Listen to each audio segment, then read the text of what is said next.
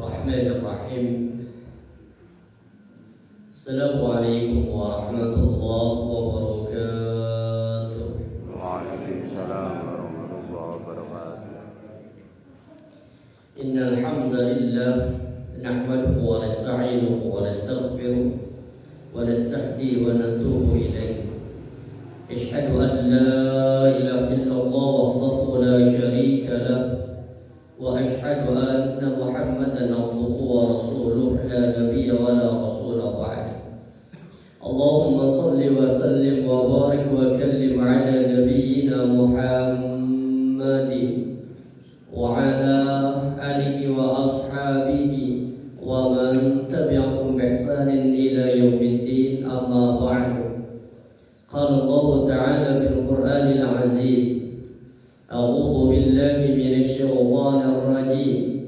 Ya ayyuhalladzina amanu taqullaha haqqa tuqatih wa la tamutunna illa wa antum muslimun. Qala Rasulullah sallallahu alaihi wasallam fi hadithihi, qad aflaha man hudiya ila al-islam wa ruziqa kafafa wa qanna Allahu bima atana. Sadaqallahul azim wa sadaqa rasulul karim wa nahnu ala dzalika minasy syahidin. Alhamdulillahi rabbil alamin. Para jamaah sidang salat subuh Masjid Darussalam yang insyaallah dirahmati Allah Subhanahu wa taala. Alhamdulillah, pada kesempatan yang penuh barakah ini, di pagi hari ini Allah Subhanahu wa taala masih mengembalikan roh kita ke dalam tubuh. Maka ucapan yang terbaik kita mengucapkan alhamdulillahilladzi ahyana ba'dama amatana wa ilaihin nusyur, yang Allah gambarkan dalam surah Az-Zumar ayat yang ke-42 atau 43. Allah berfirman, Allahul ladzi yatawaffal anfusa hina mautiha. Dialah Allah Subhanahu wa taala yang menggenggam atau mengangkat atau menahan rohnya orang-orang yang mati. Wallati lam tamut fi manamiha, dan Allah pula menggenggam, mengangkat roh-roh orang-orang yang mati, orang-orang yang sebelum mati, fi manamiha, dalam waktu tidurnya. Makanya di hadapan Allah orang mati sama orang tidur sama. Alhamdulillah, pagi hari ini Allah kembalikan roh kita. Semoga ini menjadi kesempatan bagi kita untuk menambah bekal persiapan menghadapi kematian atau persiapan menghadap kepada Allah Subhanahu wa taala. Para jamaah rahmati Allah, kita masih akan lanjutkan pembahasan kitab At-Tadhkirah sampai kepada proses keluarnya roh. Kemarin sudah kita singgung bagaimana keluarnya roh orang mukmin. Kalau orang mukmin ketika keluar roh, maka yang turun para malaikat. Malaikat ini apa? Bidul wujuh. Malaikat ini wajahnya berseri-seri. Ka'anna wujuhu masyam, seolah-olah wajah para malaikat yang akan mencabut rombongan roh orang yang mukmin atau roh orang yang beriman. Ka'anna wujuhu masyamsu, seolah-olah wajah-wajah para malaikat itu seperti matahari yang sedang bersinar. Jadi ribuan malaikat yang turun untuk menjemput roh orang-orang yang beriman, wajahnya para malaikat itu berseri-seri. Kemudian yang kedua, ma'hum kafanun min aqfalil jannati. Kemudian malaikat di antara rombongan malaikat ini sudah membawa kain kafan di antara kain kafan surga. Wa hanutun min hanutil jannah, dan para malaikat juga sudah membawa hanut, parfum, itu di antara parfum-parfum surga. Jadi roh orang yang beriman ini benar-benar diistimewakan oleh Allah lewat perantara para malaikatnya. Wajah malaikat berseri-seri. Yang kedua, dibawain kain kafan dari surga. Yang ketiga, diambilkan parfum, juga parfum dari surga. Rombongan ini akan duduk hatta yajlisu minkum maddal basar. Semua para malaikat rombongan yang akan mencabut roh orang yang beriman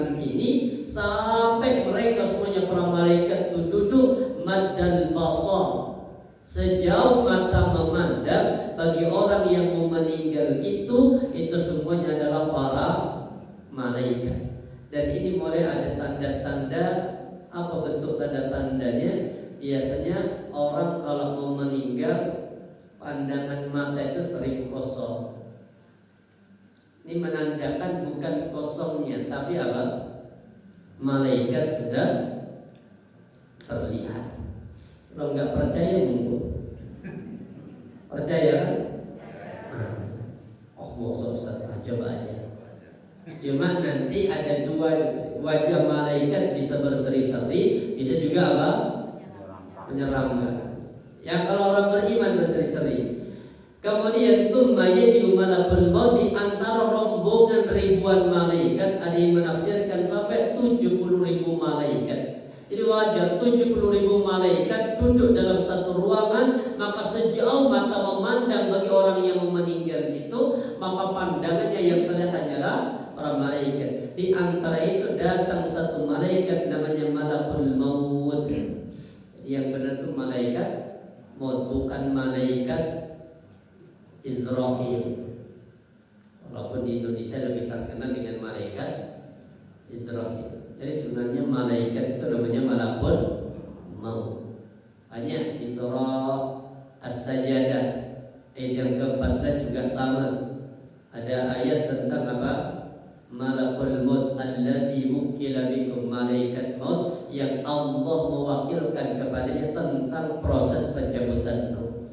Hatta yajlisa 'inda ra'si, malaikat maut duduk di samping kepala orang yang mau meninggal dan menyeru dengan seruan yang sangat indah. Apa seruannya? Ayyatuhan nafsut thabibah, wahai jiwa-jiwa yang baik, thayyibah. Wahai jiwa-jiwa yang baik.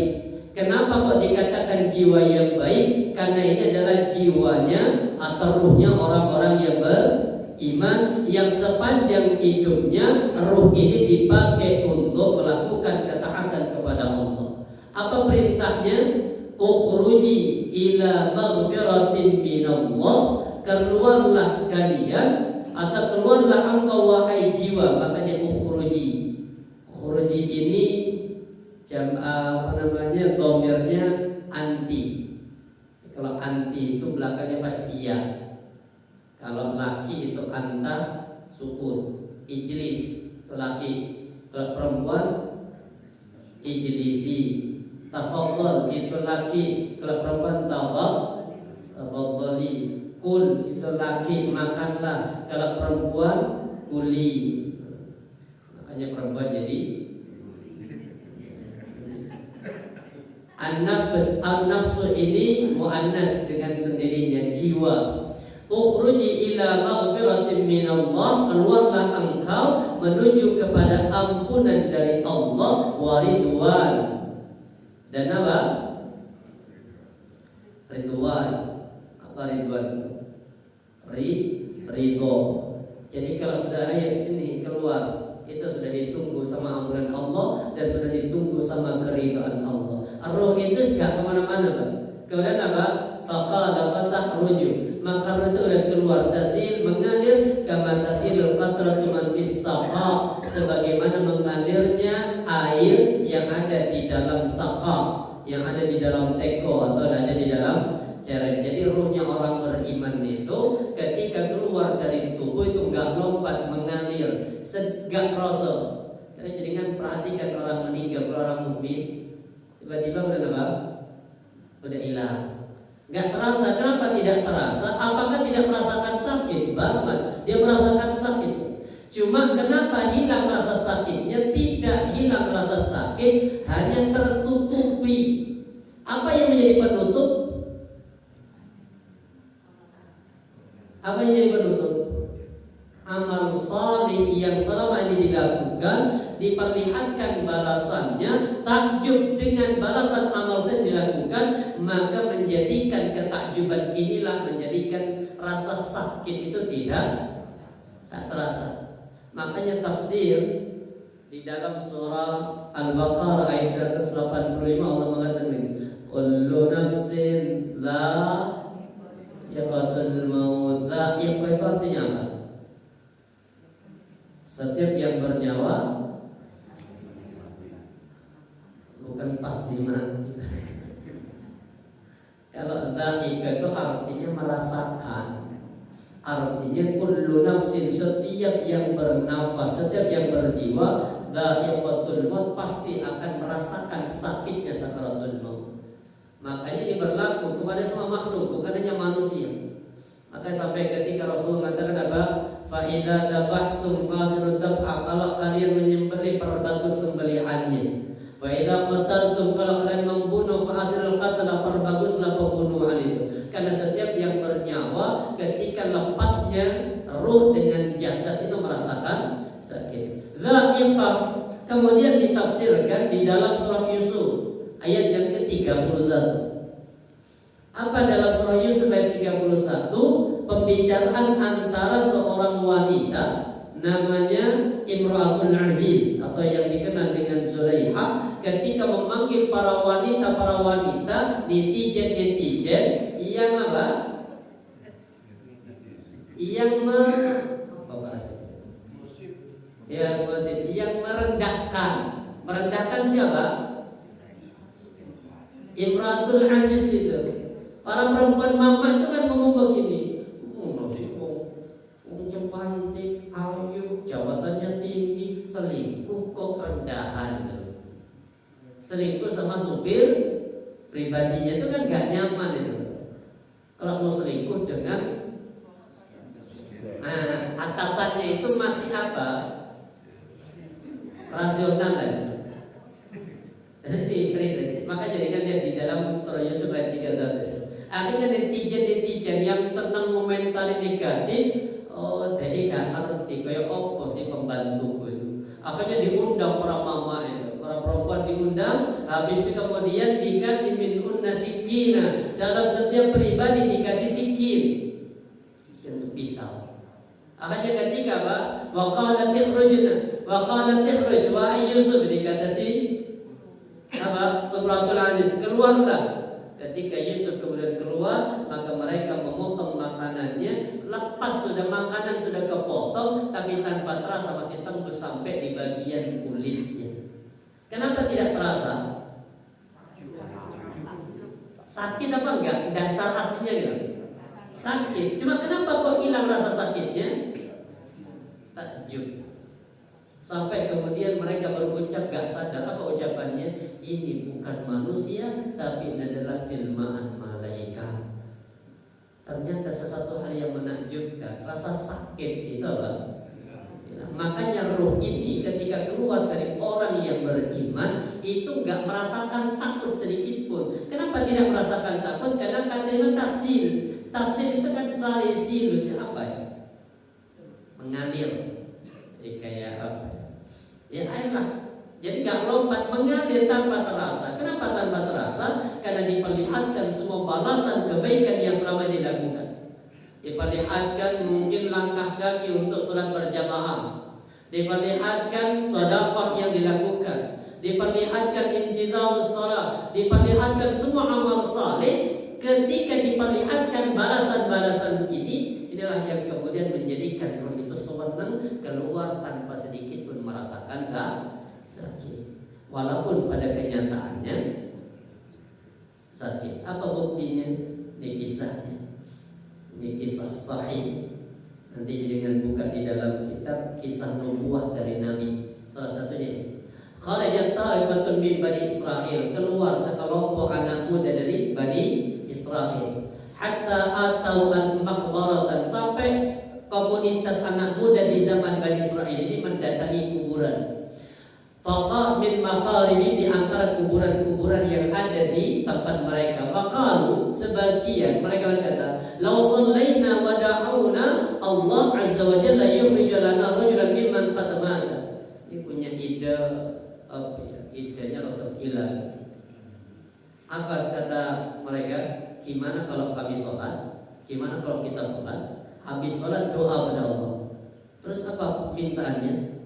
Ini yukhrijulana, agar dia Allah mengeluarkan untuk kami rajulan, seseorang mimman qad mata, yang telah mati.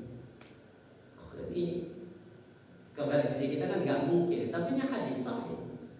Kemudian akhirnya apa? Fanusailahu 'anil maut. Kemudian nanti kita tanya seperti apa sih rasanya mati. Fafa'alu. Kemudian kelompok anak muda ini sholat. Setelah sholat berdoa kepada Allah, tiba-tiba muncul kepala dari dalam kubur. Ini sahih. Kemudian fabainahum kadzalika ittala rajulun ra'sahu min qabli. Tiba-tiba kemudian tola'a. Tola itu artinya apa? Terbit. Muncul kepala dari mana? Dari kubur.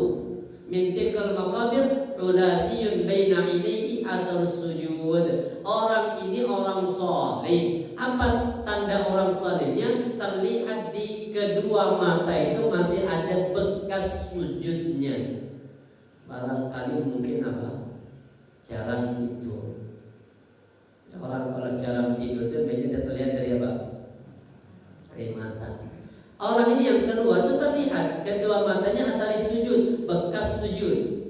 Ya haula'i ma aradtum ilayya. Tiba-tiba yang di dalam kubur itu ngomong, yang kepalanya keluar itu. Anak muda, apa yang kamu harapkan terhadapku? Laqad muttu min mi'ata 'am. Aku sudah meninggal 100 tahun yang lalu. Fama sakata anni hararatul maut ilal an. Tapi sampai hari ini aku masih merasakan panasnya sakaratul maut. Jadi ternyata sakit tetap sakit, tapi rasa sakit itu biasanya akan apa? Akan tertutupi dengan diperlihatkan balasan kebaikan bagi orang-orang yang saleh. Para jamaah rahmati Allah, kemudian fayakhudhaha, ketika sudah keluar, akhadhaha, diambil sama malaikat lam yadahuha fi yadi tarfata'in. Enggak sampai sekejap mata ruh itu sudah pindah tangan. Jadi yang ngambil pertama ruh itu siapa?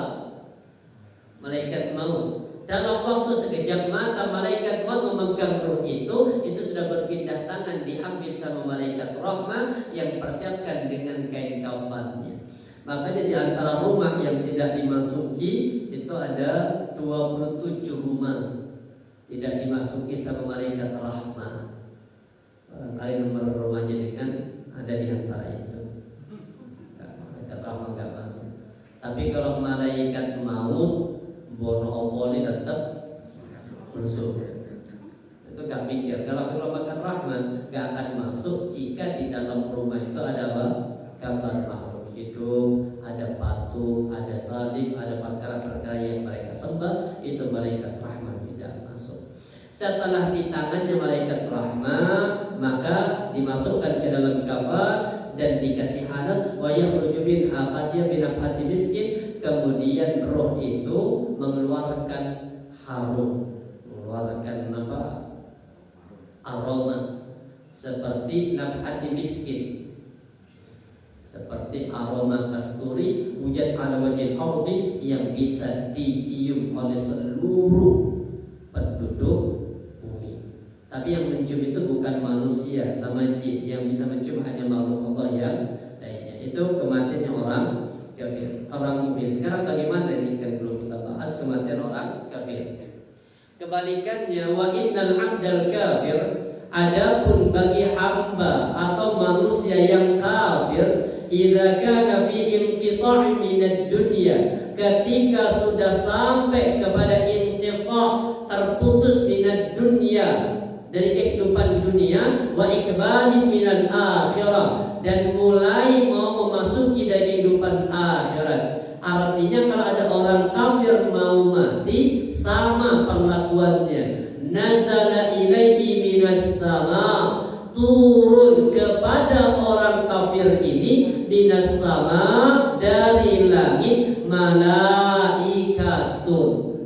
Sama prosesnya. Yang turun juga ribuan malaikat. Perbedaannya dari sini apa? Sudul wujuhi, sud aswad, hitam.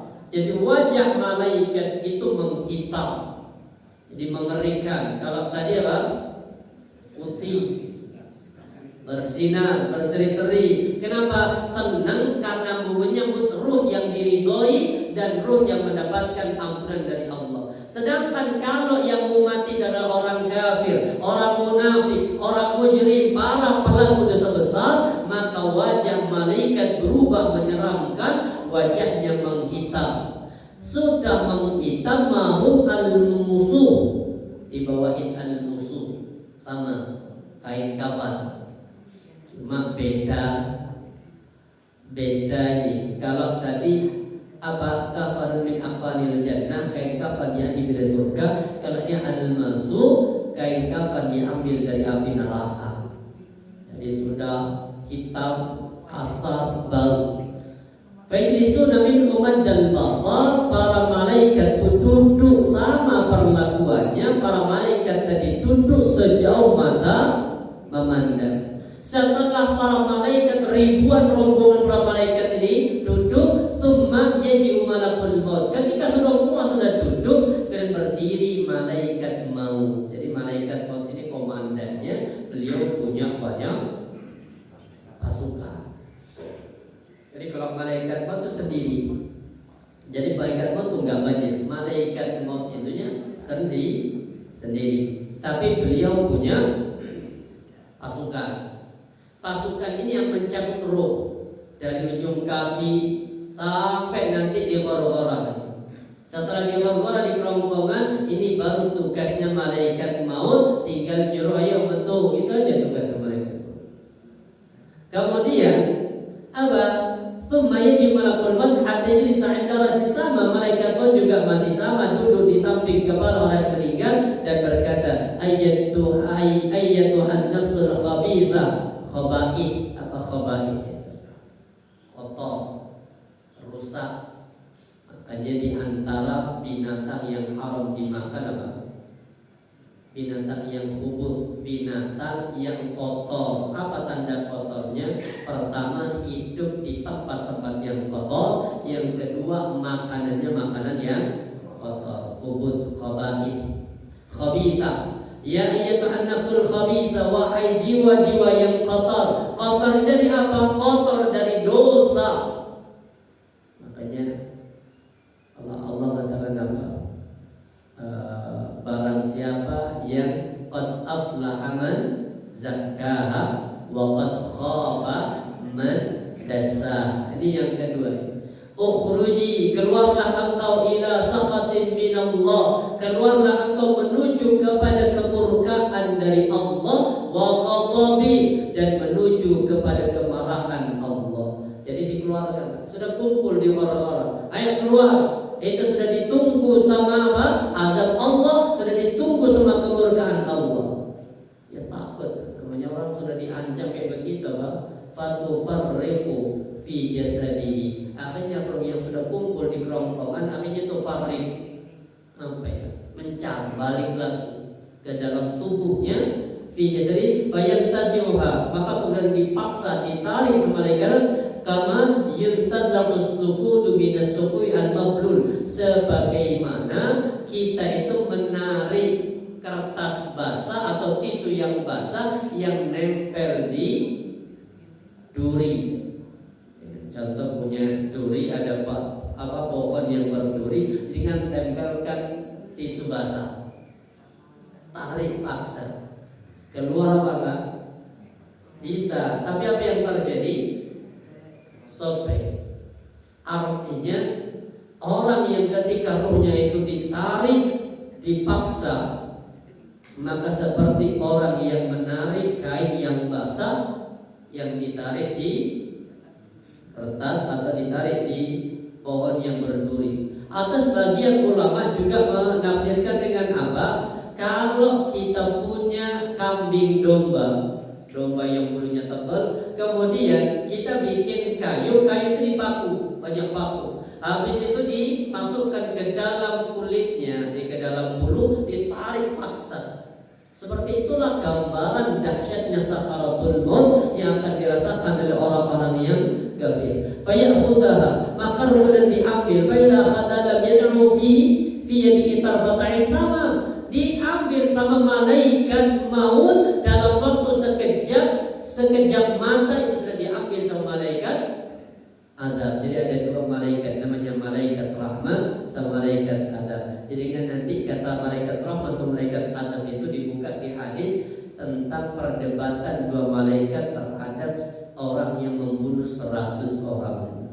Itu kan malaikat adab sama malaikat rahmat. Kemudian hatta ja'aluha fi tilkal masud, dan dimasukkan ke dalam masud. Dalam apa? Kain kafan tadi. Wa yakhruju minha ka'adnati ri'i jifatin, maka akan mengeluarkan bau yang tidak sedap, wujud ala wajil ardi, yang bisa dicium oleh seluruh penduduk bumi. Sama prosesnya orang kafir sama orang mukmin. Kemudian begini kata Allah di surah Al-An'am ayat 93, Allah berfirman, "Wa man adlamu mimman iftara 'ala Allahi kadhiba aw qala ilayhi wa lam yuha ilayhi wa man qala sa'udlam ma anzalallah." Ini kata Allah, "Walau tara idh zalimuna fi ghamaratil maut."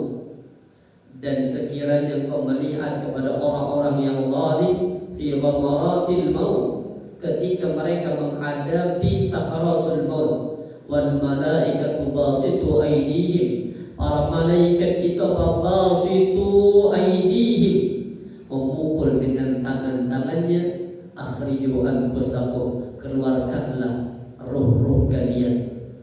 Jadi malaikat itu memukul ruhnya orang kafir. Kenapa? Karena ruhnya tidak mau keluar.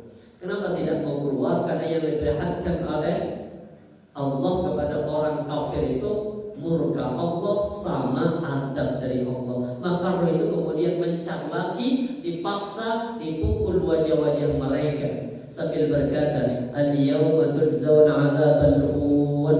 Hari ini kata Allah, engkau akan dibalas dengan siksaan yang sangat menghinakan, bima kuntum taquluna 'ala Allah, dengan apa yang kalian ucapkan tentang Allah, ghairul haqqi, yang kau ucapkan tanpa ada unsur kebenaran, wa kuntum an ayati tastakbirun, sedangkan engkau dengan ayat-ayat Allah engkau menyombongkan diri. Jadi sebab menjadi su'ul khatimah itu ada dua dalam ayat ini. Pertama, membicarakan tentang Allah di luar ilmu. Jadi kan banyak, salah satunya orang ateis, tidak percaya adanya Tuhan. Orang kafir berarti membicarakan tentang Allah tapi caranya salah. Orang Nasrani, mereka menyembah apa Nasrani? Trinitas. Padahal Allah katakan apa? Laqad kafara alladziina qalu innallaha tsalitsu tsalasa. Telah kafir kata Allah. Siapa? Orang yang mengucapkan Allah itu apa? Tiga. Tsalitsu tsalasa, tiga bagian dari tiga. Jadi ada tiga segitiga. Ketika ditanya terus dari segitiga ini pertanyaannya biarawati yang masuk dalam Islam, namanya Irina Handon. Beliau ketika tanya kepada pasturnya, kenapa harus segitiga? Terus dari segitiga ini mana yang paling dominan? Kan segitiga sama sisi ya, bukan sama kaki. Ya, sulit kalau sama kaki, sama sisi. Karena ada apa? Tolong bikin segitiga sama kaki. Pensilnya taruh di kaki. Ini sama sisi. Artinya sama. Setelah itu kalau ditanya mana yang dominan ini? Karena kalau dibalik, jadi kan perhatikan segitiga kalau dibalik sama. Akhirnya apa? Yang kan yang dominan. Dan terus ini gimana? Jasadnya gimana? Jasadnya satu tapi kepribadiannya tiga. Itu kata pasturnya. Habis ditanya lagi, nah kenapa harus tiga? Kenapa kok enggak empat? Bingung. Terus kita jawab, kenapa kalau nanti umat Nasrani ini makin banyak, masihkah cukup yang tiga ini? Apakah perlu tambahan menjadi 5? Apa jawaban terakhir? Kemudian tutup matamu dan yakini.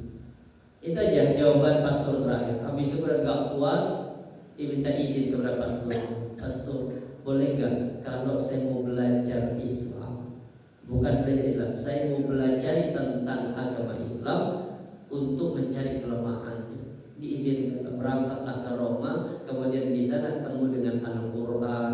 Namanya Al-Quran itu dipikir kayak buku biasa, dibukalah dipahami seperti buku biasa. Maka ketika dibuka dari sini, yang pertama kali di atas itu Al-Ikhlas, Qul huwallahu ahad. Tapi dia nggak bisa muncul Arabnya, kayak apa ular-ular menunggu kata. Jadi kisah ketika saya dulu di pondok, undang ke pondok, panjang dia mengisahkan tentang ini. Salah satu sebabnya belajar kok berada di sini ahad, tapi Tuhanku kok tiga. Nah itu konsep artinya ini. Mereka mengatakan tentang ghairul haqqi, apa? Mengatakan tentang Allah dengan perkataan yang tidak benar, yang tidak pada haknya. Makanya kafir. Walaupun sekarang sudah diganti menjadi apa? Non-muslim. Nanti akan diganti lagi. Apa yang akan diganti? Kata Isa atau kata apa itu? Yesus itu akan diganti dengan Isa Al-Masih akan diganti dengan apa? Yesus Kristus. Ini pergantian bahasa. Sebenarnya sama Allah sendiri mengatakan apa? Laqad kafarul ladzina qalu, sungguh telah kafir kata Allah. Siapa? Orang yang mengucapkan Allah itu satu tapi punya tiga kebebasan.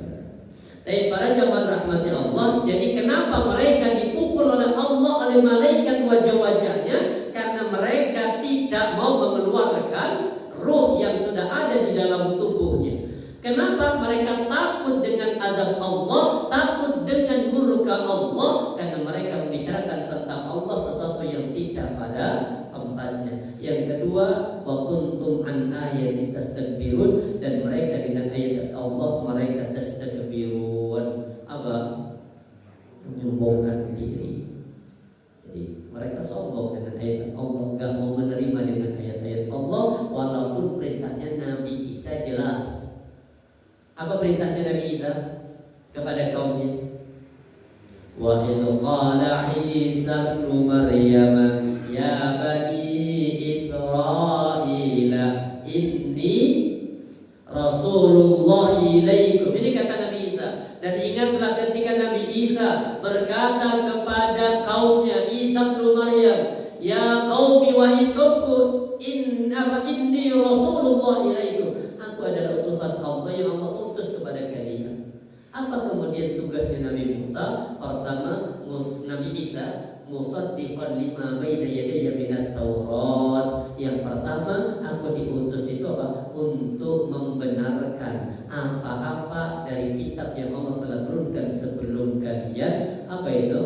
Taurat. Itu yang pertama. Berarti Nabi Isa itu tugasnya menyempurnakan dari kitab Taurat turun namanya kitab Injil. Kemudian yang kedua apa?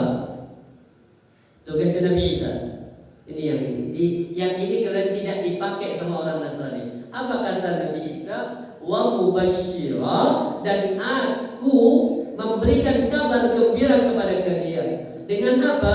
Bi rasulin, dengan seorang rasul ya'ti min ba'di, yang akan datang dari setelahku, ismuhu Ahmad, namanya Ahmad. Makanya jenengan itu lebih Nasrani daripada orang Nasrani. Kenapa? Karena kita mengimani dengan apa yang telah disampaikan oleh Nabi Isa, bahwa setelahku nanti akan ada seorang nabi namanya Ahmad. Makanya gara-gara nama Ahmad gak dipakai, diganti Muhammad, nama ini diambil sama Mirza Ghulam Ahmad, menjadi agama namanya Ahmad. Padahal nama Ahmad sama nama Muhammad sama. Yang ngasih nama Ahmad itu Allah, yang ngasih nama Muhammad itu kakeknya Abdul Muttalib. Tapi para jamaah rahmati Allah, tastakbirun. Makanya kata tastakbirun itu ada di dalam surah An-Nisa, kalau enggak salah yang ke-50 Allah berfirman lagi. Innal ladzina kafaru bi ayatina sawfa nuslihim. Nah, sesungguhnya orang-orang yang mengingkari dengan ayat-ayat kami. Kata kafar itu kan menutup diri dari ayat-ayat kami. Apa kata Allah? Sawfa nuslihim. Nah, mereka akan masuk ke dalam neraka jahanam. Wallama natijat juluduhum. setiap kali kulit-kulit mereka itu hangus, setiap kali kulit-kulit mereka itu hancur, badalnahu, kami akan ganti, kata Allah, dengan kulit yang kemudian juga gambarannya kematiannya orang kafir sama. Walau tara idh yatawaffal ladzina kafaru al-malaikatu yadribuna wujuhahum wa adbarahum wa dhuqu 'adzabal hariq. Ini kata malaikat maut. Dan perhatikanlah ketika orang-orang kafir itu diwafatkan oleh Allah para malaikat, al-malaikatu yadribuna wujuhahum, para malaikat itu memukul wajah-wajah mereka, wa adbarahum, punggung-punggung mereka, wa dhuqu 'adzabal hariq, dan malaikat juga mengatakan dan rasakanlah terhadap azab siksa yang akan membakar. Dzalika bima qaddamat aydikum, sebab ini semuanya karena perbuatan-perbuatanmu, wa anallahu laysa bidzallamin lil 'abid, dan Allah Subhanahu wa taala tidak akan pernah mendolimi hamba. Jadi kalau ada orang saleh Allah tidak akan mengadab. Kalau ada orang yang tidak saleh yang menjadikan diadab oleh Allah karena apanya? Karena Allahnya apa? Karena orangnya. Makanya Allah mengatakan apa? Wa anallahu laysa bidzallamin lil 'abid, dan Allah sedikit pun tidak akan mengadab satu, tidak akan pernah mendolimi. Bahkan sampai Allah katakan begini. Apa kata Allah di dalam surah Al-Isra? Allah katakan, "Wa ma kunna mu'adzibina hatta nab'atha rasulah." Dan kami, kata Allah, tidak akan pernah mengadab satu kaum sampai Allah itu mengutus seorang rasul. Ini maha adilnya Allah.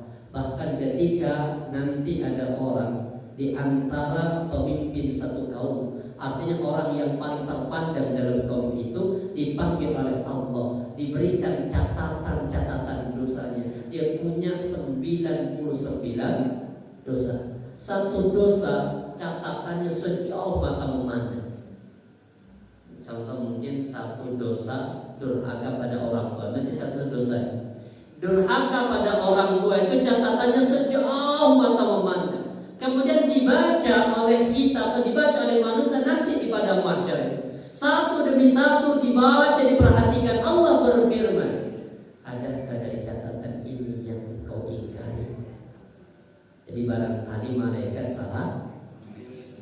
Sampai sedetail itu Allah mengatakan apa? Allah tidak akan pernah mendolimi hamba. Sampai sedetail itu ditanya, barangkali malaikat salah tulis. Dibaca lagi, kau jawab apa? Tidak ya Rabb, semua ini sudah sesuai.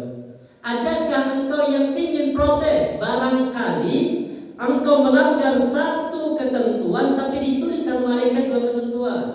Mungkin mencuri uang 100 tapi salahnya terjadi 200. Dicek lagi. Tidak ya Rabb, ini sesuai dengan apa yang kami lakukan. Ditanya oleh Allah, masih adakah kebaikan yang ada pada di sisimu? Artinya masih punya amal soleh enggak kamu? Jawabannya apa? Dalam pandangannya sudah enggak ada ya Rabb. Ternyata Allah katakan apa? Indaka hasanat, engkau masih punya kebaikan-kebaikan dari sisiku. Itu kata Allah. 99 dosa, satu dosa catatan, dosanya sejauh mata memandang. Saking apanya? Ibaratnya kalau jenengan belanja, tiba-tiba stroke yang harus dibayar itu uangnya. Kan kita baca satu-satu itu. Ternyata ada yang nggak sesuai. Harga di situ tertera 4.000, ketika sampai ke sini 6.000. Ketika protes, loh kenapa kok nggak sesuai? Itu harga lama Pak, belum di. Ini kan banyak kasus itu. Itu harga lama masih ada diskonnya, sekarang diskonnya sudah. Nah kenapa kok ditempel? Lupa jawabannya. Sampai sedetail itu nanti ada Allah. Coba perhatikan, baca, barangkali ada kesalahan. Ternyata semuanya mengatakan tidak ya Allah. Tapi kau masih punya kebaikan. Dikeluarkanlah bitaqah, satu kartu sakti di hadapan Allah. Satu kartu sakti bertuliskan apa? La ilaha illallah. Ternyata ketika ini bitaqah kecil, kartu sakti bertuliskan kalimat Allah dikeluarkan. Ditanya, apa fungsinya kertas kecil ini? Apa fungsinya bitaqah kecil ini untukku? Dengan dosa-dosa yang begitu banyak. Apa kata Allah? Maka sedikit pun tidak akan pernah dizalimi hari ini. Diletakkanlah di neraca kebaikan, timbangan kebaikan dengan kartu itu, sedangkan 99 dosa diletakkan di neraca keburukan. Allah jadikan ringan keburukan dan Allah jadikan berat kebaikan, dan hamba ini dimasukkan ke dalam surga oleh Allah Subhanahu wa taala. Jadi Allah sedikit pun tidak akan pernah menzalimi hambanya. Wa may ya'mal mithqala dzarratin khairan yarah wa ya'mal mithqala dzarratin syarran. Setelah proses keluarnya ruh ini selesai, maka ketika lanjutannya kemana roh ini? Roh itu kemudian menuju ke langit. Ini sama, SOP-nya sama. Mau kafir mau muslim, SOP pertama nanti ke langit. Ketika sudah ke langit, di situ terjadi perbedaan. Kalau orang muslim atau orang mukmin itu dilanjutkan sampai ke langit yang ketujuh, sedangkan orang kafir itu dikembalikan ke bumi yang paling bawah, al-ardi as-sufla, bumi yang paling bawah. Karena bumi itu saja, bumi itu menolak roh orang kafir. Roh bumi itu menolak roh orang kafir. Enggak rela orang kafir itu masuk ke dalam bumi. Makanya kemudian karena ditolak, diletakkan di dasar paling dasar, itu disebut dengan al-ardi as-sufla. Kalau bahasa kita mungkin apa dasar bumi? Kerak bumi. Berarti atasnya ini menolak, ditaruh di paling bawah. Saking apa? Saking joroknya, saking buruknya keyakinan yang mereka lakukan di dunia dengan mereka membuat kekafiran. Para jemaah rahmati Allah juga begitu. Makanya ketika Nabi datang ke rumah sahabat namanya Abu Salamah. Abu Salamah itu sakit di saat selesai dari perang Uhud karena terlalu banyak terluka. Dirawat sama istrinya yang bernama Ummu Salamah. Setelah meninggal, Rasulullah datang ke rumahnya dan ternyata baru saja selesai meninggal. Artinya baru keluar roh itu. Apa yang dilakukan Rasulullah? Pertama kali Nabi itu langsung menutup mata Abu Salamah. Jadi kalau ada orang meninggal, pertama kali dengan lakukan itu jangan pengumuman. Ya, apa pertama? Tutup mata. Kenapa harus tutup mata? Kata Rasulullah, idza qubidar ruh, apabila ruh itu dicabut, tabi'ahul basar, diikuti oleh pandangan mata. Makanya ditutup matanya Abu Salamah, habis itu didoakan. Jadi jangan nanti kalau takziah ke rumah orang dan ruhnya masih atau jasadnya masih ada di rumah, doanya itu beda. Jadi kan ada tingkatan doa ketika roh masih jasad masih ada di rumah. Yang kedua, doa ketika roh di jasad dimasukkan ke dalam kubur. Yang ketiga, doa ketika sudah agak lama dari proses penguburan.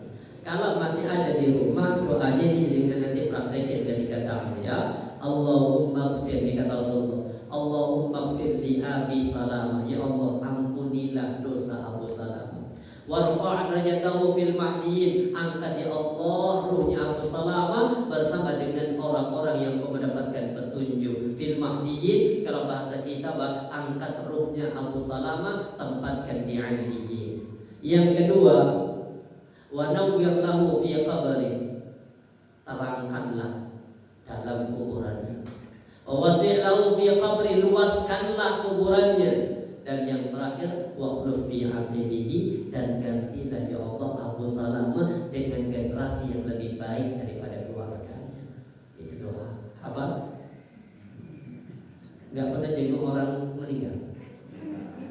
Terus ngapain di sini? Tinggal Abu Salamah jadikan ganti dengan apa? Nama orang yang meninggal. Kalau yang meninggal contoh Pak, cuma yang bagus bahasanya Arab gitu Pak. Allahumma gfirli Bambang.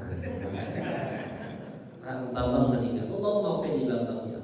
Warfa' dayatu fil mahdiyin. Warfa' dayatu artinya apa? Angkatlah ruhnya ini, kumpulkan bersama dengan orang yang mendapatkan hidayah, namanya illi.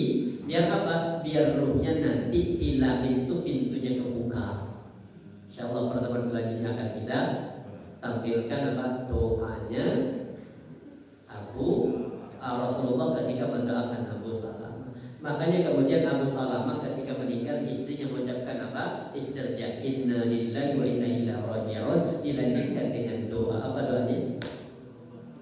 Allahumma ajirni fi musibati wa akhlif atau wakhlif li khairan minha.